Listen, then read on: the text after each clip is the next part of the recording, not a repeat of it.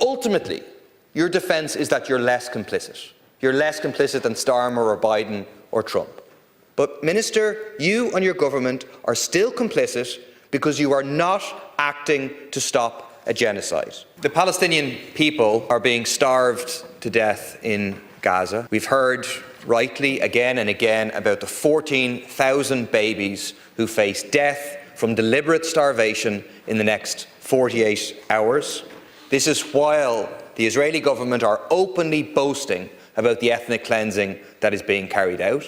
And let's not forget, the bombing continues. 82 Palestinians killed by this indiscriminate bombing in the last 24 hours. And we should not allow a few late, weasel words in the West to obscure the fundamental truth that this is a genocide made in the West. It is one that could not be happening if it wasn't for the funding, the arming, the supporting by the US, by Germany, by Britain, and by the European Union and many other countries. And what does the Irish government do?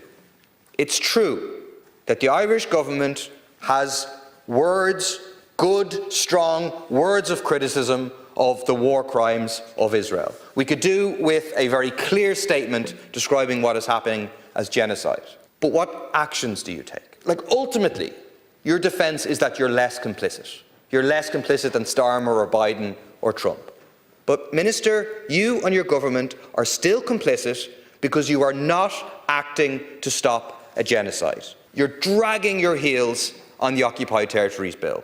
We heard from Deputy O'Gorman about the advice that he received. That's been published by the Ditch. The Attorney-General was clear. It's a political choice not to proceed with that bill. You're allowing Israeli war bonds to be traded in the European Union, authorised by the Irish Central Bank, shamefully. And you're doing nothing.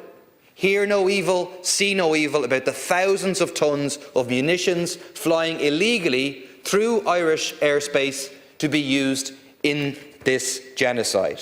When I raised it with the Taoiseach 2 weeks ago, I got a letter back from the Minister for Transport saying there's an examination ongoing and a considerable amount of documentations had to be scrutinised. This is 9 months now. 9 months when it's been happening, when the airlines are saying it's happening, it's on their way bills, when we know a draft report was finished on the 13th of March. When is the report going to be published? When is action going to be taken to stop these overflights?